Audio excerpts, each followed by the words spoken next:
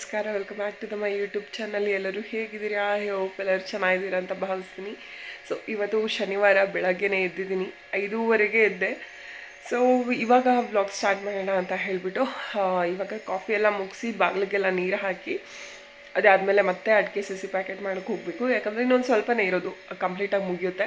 So ನಿನ್ನೆ ಸ್ವಲ್ಪ ಕೆಲಸಗಳೆಲ್ಲ ಇದ್ವಿ ಮನೆ ಒಳಗೆ ಹೊರಗೆಲ್ಲ, ಅದಕ್ಕೋಸ್ಕರ ಕಂಪ್ಲೀಟ್ ಮಾಡೋದಕ್ಕಾಗಲಿಲ್ಲ. ನಿನ್ನೆ ಮನೆಯೆಲ್ಲ ಹೊರಿಸೋದು ಅದು ಇದು ಕೆಲಸಗಳಿತ್ತು, ವಾರ ಮಾಡಬೇಕಿತ್ತು. ಸೊ ಹಾಗಾಗಿ ಸ್ವಲ್ಪ ಬೇಗನೆ ಎಲ್ಲನೂ ಕೂಡ ನಿಲ್ಲಿಸ್ದೆ. ಹಾಗೆ ನೆನ್ನೆ ಸಂಜೆ ಮೇಲೆ ಸ್ವಲ್ಪ ಜಿಡಿನೂ ಸ್ಟಾರ್ಟ್ ಆಗಿತ್ತು. ಇವತ್ತು ಸ್ವಲ್ಪ ಬೇಗನೆ ಹೋಗೋಣ ಅಂತ ಹೇಳಿಬಿಟ್ಟು ನೋಡೋಣ. ಇವತ್ತು ಆಲ್ಮೋಸ್ಟ್ ಮುಗಿಸ್ಲೇಬೇಕು ಹೇಗಾದರೂ ಮಾಡಿ ಅಂತ ಅಂದ್ಕೊಂಡಿದ್ದೀನಿ.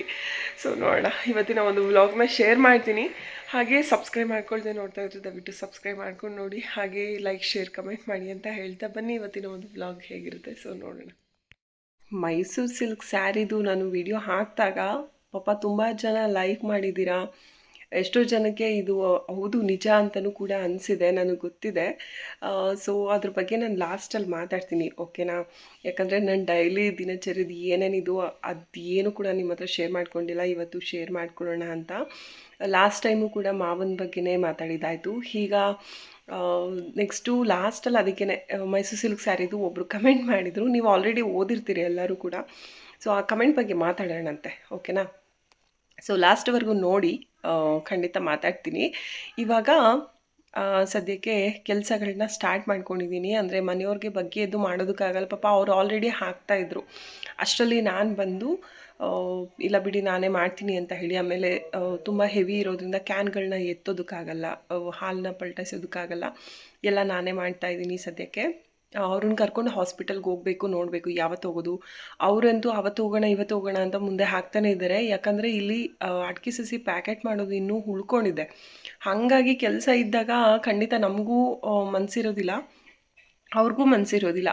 ಅದಕ್ಕೆ ಇವತ್ತು ಎಷ್ಟೇ ಕಷ್ಟ ಆದರೂ ಪರವಾಗಿಲ್ಲ ಇವತ್ತು ಮುಗಿಸ್ಬಿಡೋಣ ಅಂತ ಹೇಳಿ ಅಂದ್ಕೊಂಡಿದ್ದೀನಿ. ಇಲ್ಲ ನಾನು ಬುಧವಾರ ಗುರುವಾರ ನಾನು ಚನ್ನರಾಯಪಟ್ಟಣ ಹೋಗಲಿಲ್ಲ ಅಂದಿದ್ದಿದ್ರೆ ಖಂಡಿತವಾಗ್ಲೂ ಆಗೋಗ್ತಿತ್ತು. ಬಟ್ ಏನು ಮಾಡೋದು, ನನ್ನ ಮಗ ಅಂತೂ ಸಣ್ಣ ಮಕ್ಳುಗಳ ಥರ ಜರ್ಕೋತಾನೆ ಇದ್ದಾನೆ, ಯಾವಾಗ ಬರ್ತೀಯ ಅಮ್ಮ ಯಾವಾಗ ಬರ್ತೀಯ ಅಮ್ಮ ಅಂತ. ಚಿಕ್ಕದ್ರಿಂದನೂ ಅಷ್ಟೇ ಅವನ್ನ ಎಲ್ಲೂ ಬಿಟ್ಟಿರಲಿಲ್ಲ ನಾನು.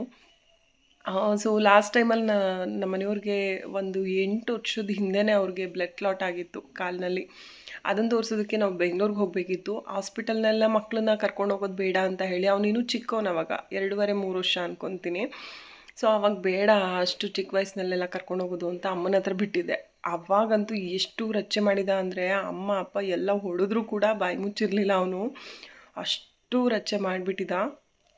ಸೊ ಹಂಗೆ ಅವತ್ತೇ ಲಾಸ್ಟು. ಇನ್ನು ಅವನು ನನ್ನನ್ನು ಬಿಟ್ಟು ಎಲ್ಲೂ ಇಲ್ಲ, ನಾನೇ ಬೇಕಾಗ್ತೀನಿ ಎಲ್ಲದಕ್ಕೂ. ಸೊ ಹಾಗಾಗಿ ಹೋಗಬೇಕಾಗಿ ಬಂತು.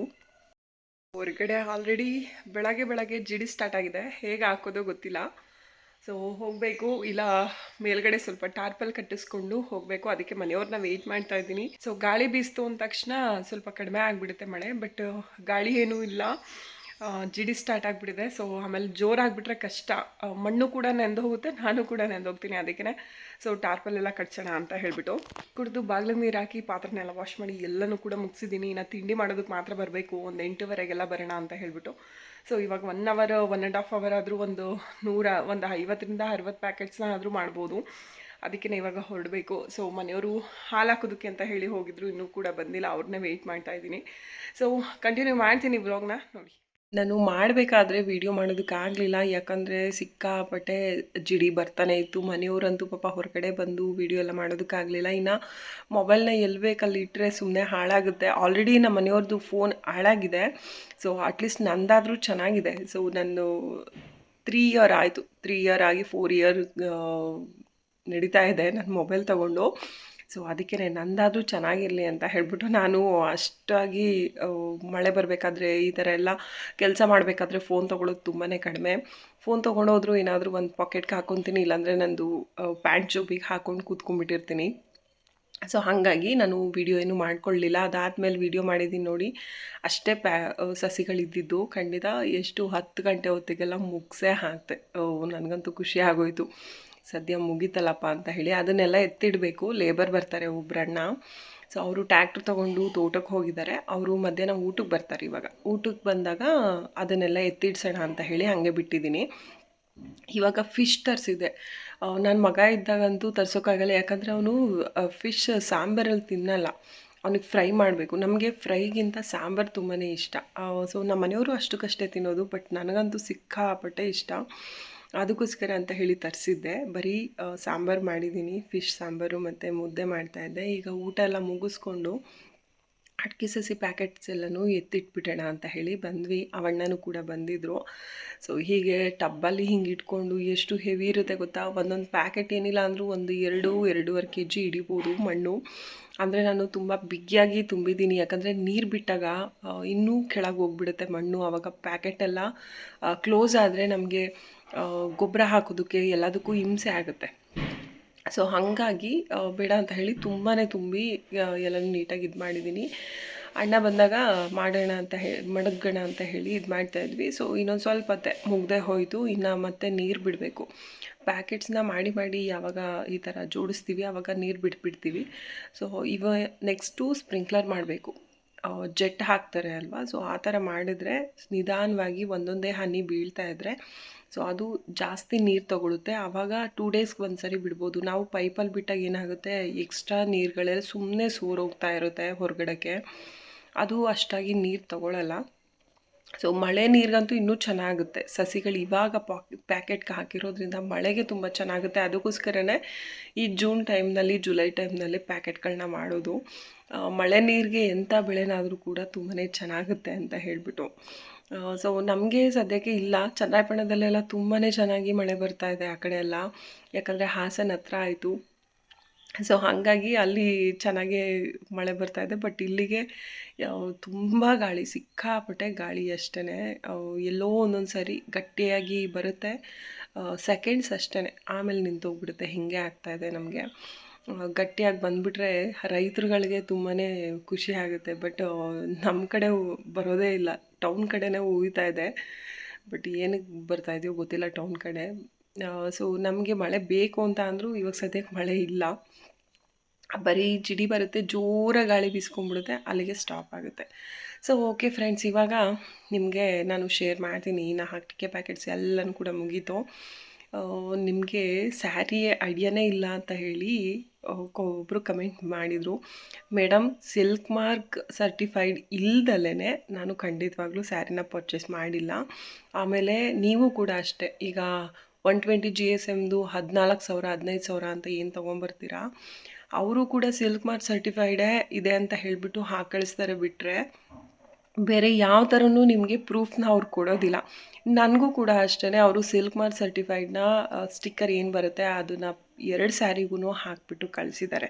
ಓಕೆನಾ, ಒಂದು ಸ್ಯಾರಿ 3,000 ಇರ್ಬೋದು, ಇನ್ನೊಂದು ಸ್ಯಾರಿ 8,000 ಏನೋ ಇರ್ಬೋದು ಅಂತ ಹಾಕಿದ್ದಾರೆ. ಅದು ಹೆಂಗಾಗುತ್ತೆ? ಸೊ ಎರಡೂ ಕೂಡ ಸಿಲ್ಕ್ ಮಾರ್ಕ್ ಸರ್ಟಿಫೈಡೇ. ಸೊ ನಿಮಗೆ ಹೇಳ್ತಾರಲ್ವಾ, ಸೊ ಫೋನಲ್ಲಿ ಯಾವುದು ಕೂಡ ಕ್ಲಾರಿಟಿ ಗೊತ್ತಾಗೋದಿಲ್ಲ, ಅದು ಮುಟ್ಟಿ ನೋಡಿದಾಗಲೇ, ಅದು ಫೀಲ್ ಮಾಡಿದಾಗಲೇ ಗೊತ್ತಾಗುತ್ತೆ. ಇತ್ತೀಚೆಗೆ ಇನ್ಸ್ಟಾಗ್ರಾಮ್ನಲ್ಲಿ ಕೆಲವೊಂದು ಸೇಲ್ಗಳನ್ನ ಹಾಕ್ತಾ ಇದ್ದಾರಲ್ವ, ಅದರಲ್ಲಿ ಕಮೆಂಟ್ನ ಓದ್ತೀನಿ ಆವಾಗವಾಗ. ಯಾಕಂದರೆ ಲಾಸ್ಟ್ ಟೈಮಲ್ಲಿ ತಗೊಂಡವರು ಅದರಲ್ಲಿ ಬಂದು ಕಮೆಂಟ್ಸ್ ಮಾಡಿರ್ತಾರೆ ಅಂತ ಹೇಳಿ, ಅದ್ರಲ್ಲಿ ಕಮೆಂಟ್ನ ಕೆಲವೊಬ್ರದ್ದು ಓದಿದೆ. ಸುಮ್ಮನೆ ಹೋಗಬೇಡಿ, ಅಲ್ಲೆಲ್ಲ ಫೇಕು ಮತ್ತು ಕ್ವಾಲಿಟಿ ಚೆನ್ನಾಗಿರಲ್ಲ. ಲಾಸ್ಟ್ ಟೈಮ್ ನಾನು ಕೂಡ ಇದೇ ಥರ ಸೇಲಲ್ಲಿ ತೊಗೊಂಡು ಬಂದಿದ್ದೆ, ಬಟ್ ಒಂಚೂರೂ ಚೆನ್ನಾಗಿರಲಿಲ್ಲ, ಹಾಗೆ ಹಿಂಗೆ ಅಂತ ಹೇಳಿಬಿಟ್ಟು ಕಮೆಂಟ್ ಮಾಡಿದರು. ಅದು ನೋಡಿದ ಮೇಲೇ ನಾನು ಈ ವಿಡಿಯೋ ಮಾಡಿ ಹಾಕೋಣ ಅಂತ ಹೇಳಿ ಮಾಡಿದ್ದು, ಸುಮ್ಮನೆ ಅಲ್ಲ. ಇವಾಗ ನೀವು 20,000 ತೊಗೊಂಡು ಬಂದ್ರೂ ಅವರು ಸಿಲ್ಕ್ ಮಾರ್ಕ್ ಇದೆ, ಒಳ್ಳೆ ಪ್ಯೂರ್ ಜರಿನೇ ಅಂತ ಹೇಳಿ ಕಳಿಸಿದ್ರೆ ನೀವು ಹ್ಞೂ ಅಂತಲೇ ತೊಗೊಂಬರ್ತೀರಾ ಅಲ್ವಾ. ಅದನ್ನೇನಾದರೂ ಉಜ್ಜಿ ನೋಡಿ ಅಥವಾ ಜರಿ ಹೆಂಗಿದೆ ಅಂತ ಎಲ್ಲ ಟೆಸ್ಟ್ ಮಾಡಿ ಏನಾದರೂ ತೊಗೊಂಡು ಬರ್ತೀರಾ? ಇಲ್ಲ ತಾನೇ.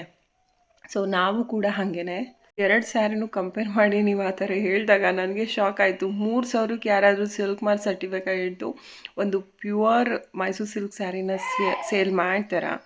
ಖಂಡಿತವಾಗ್ಲೂ ಇಲ್ಲ. ಸೊ ನಾನು ಗ್ರೀನ್ ಕಲರ್ ಸ್ಯಾರಿ ಏನಿದೆ, ಸೊ ಅದು ಅಮ್ಮಂಗೆ ಕೊಟ್ಟು ಕಳಿಸಿದ್ದೆ. ಅದು ಸ್ವಲ್ಪ ಜಿಗ್ಜಾಗೆಲ್ಲ ಮಾಡಿಸಿ ಅಂತ ಹೇಳ್ಬಿಟ್ಟು, ನನ್ನ ತಂಗಿಗೆ ಯಾವುದೋ ಫಂಕ್ಷನ್ಗೆ ಬೇಕಿತ್ತು ಅಂತ ಹೇಳಿ. ಸೊ ಅದ್ರದ್ದು ಸ್ಟಿಕ್ಕರ್ ತೆಗೆದುಬಿಟ್ಟಿದ್ದೀನಿ, ಇದ್ರದ್ದು ಸ್ಟಿಕ್ಕರ್ನ ತೆಗೆದಿಲ್ಲ. ಸೊ ಎರಡು ಕೂಡ ಪ್ಯೂರ್ ಮೈಸೂರು ಸಿಲ್ಕೇ. ಅದು ಯಾವುದೇ ಕಾರಣಕ್ಕೂ ಬರೀ 3,000ದ್ದು ಏನು ಸೆಮಿ ಸಿಲ್ಕ್ ಎಲ್ಲ ಸಿಗುತ್ತಲ್ಲ ಆ ಥರ ಅಲ್ವೇ ಅಲ್ಲ. ಕಲರ್ ಸ್ವಲ್ಪ ಅಂದರೆ ಏನು ಬಾರ್ಡರ್ ಕಲರ್ ಏನು ಬಂದಿದೆ, ಜರಿ ಕಲರು ಸ್ವಲ್ಪ ಅದು ವೇರಿಯೇಷನ್ಸ್ ಇದೆ, ಅಷ್ಟು ಬಿಟ್ಟರೆ ಎರಡೂ ಕೂಡ ತುಂಬಾ ಚೆನ್ನಾಗಿದೆ. ಸುಮ್ಮನೆ ಸಿಲ್ಕ್ ಮಾರ್ಕ್ ಏನೂ ಇಲ್ದೆಲೇ ನಾನು ತೊಗೊಳೋದಕ್ಕೆ ನನಗೇನು ಅಲ್ವೇ ಅಲ್ಲ ಅಲ್ವಾ. ಸೊ ಇವಾಗ ಖಂಡಿತವಾಗ್ಲೂ ಎಷ್ಟೋ ಜನ ಅವರೇ ಹೇಳ್ತಾರೆ. ಸೊ ಏನಪ್ಪ, ನಾನು ಕೂಡ ಎಷ್ಟೋ ಜನದಲ್ಲಿ ನೋಡಿದ್ದೀನಿ, ಏನಪ್ಪ ಇವ್ರಿಗೂ ಇಷ್ಟೊಂಥರ ಡಿಫ್ರೆನ್ಸ್ ಇದೆಯಲ್ಲ ಅಂತ. ಕೆಲವೊಬ್ಬರು 120 GSMದೆಲ್ಲ 14,000-15,000 ಸಾವಿರಕ್ಕೆಲ್ಲ ಮಾರ್ತಾಯಿದ್ದಾರೆ. ಅದಿನ್ನೆಷ್ಟು ಮಟ್ಟಿಗೆ ಸ್ಯಾರಿ ಇರುತ್ತೋ ನನಗೆ ಗೊತ್ತಿಲ್ಲ. ಬಟ್ ಇವ್ರ ಹತ್ರ ಅಂತೂ ಖಂಡಿತ ತುಂಬಾ ಚೆನ್ನಾಗಿದೆ. ಲಾಸ್ಟ್ ಟೈಮ್ನಲ್ಲಿ ತೊಗೊಂಡಿದ್ದಕ್ಕಿಂತ ಈ ಟೈಮ್ ಸ್ವಲ್ಪ ಜಾಸ್ತಿ ಇದೆ ಇವ್ರ ಹತ್ರ ಅಮೌಂಟು. ಏನಕ್ಕೆ ಅಂದರೆ ಇವಾಗ ಗೋಲ್ಡ್ ಮತ್ತು ಸಿಲ್ವರ್ದೆಲ್ಲ ರೇಟ್ ಜಾಸ್ತಿ ಆಗಿರೋದ್ರಿಂದ ಅವ್ರಿಗೂ ಕೂಡ ಅಷ್ಟೇ ಹಾಗೆ ಜಾಸ್ತಿ ಮಾಡ್ತಾರೆ. ಸೊ ಅದು ಹೋದ ಸರಿಗಿಂತ ಈ ಸರಿಗಿಂತ ಒಂದೊಂದು ಸಾವಿರ ಏನೋ ಡಿಫ್ರೆನ್ಸ್ ಇದೆ ಅವ್ರ ಹತ್ರ. ಅಷ್ಟು ಬಿಟ್ಟರೆ ಖಂಡಿತವಾಗ್ಲೂ ಅದೇನಕ್ಕೆ ಸಾಯಿ ಕಲೆಕ್ಷನ್ ಬಗ್ಗೆ ಹಂಗೆ ಮಾತಾಡಿದರು ನನಗೆ ಗೊತ್ತಿಲ್ಲ. ಬಟ್ ಅವ್ರದ್ದೇನಾದ್ರೂ ಸ್ಯಾರಿ ಶಾಪ್ ಇದೆಯೋ ಏನೋ ಅದು ನನಗೆ ಗೊತ್ತಿಲ್ಲ. ಬಟ್ ಜಾಸ್ತಿ ದುಡ್ಡಿಂದನೇ ಕ್ವಾಲಿಟಿ ಚೆನ್ನಾಗಿರುತ್ತೋ ಆ ಥರ ತಿಳ್ಕೊಂಡಿರೋರಿಗೆ ನಾವೇನು ಹೇಳೋದಕ್ಕಾಗಲ್ಲ. ಬಟ್ ನಾವು ಕ್ವಾಲಿಟಿ ನೋಡಿದ ಮೇಲೇ ಅದು ಅಮೌಂಟ್ ಎಷ್ಟು ಅಂತ ನೋಡೋದಕ್ಕೆ ಹೋಗೋದು. ಅಮೌಂಟ್ ನೋಡಿದ ಮೇಲೆ ಕ್ವಾಲಿಟಿ ನೋಡೋದಕ್ಕೆ ಹೋಗಲ್ಲ ಯಾರೂ ಕೂಡ ಸ್ಯಾರಿದು ಅಲ್ವಾ.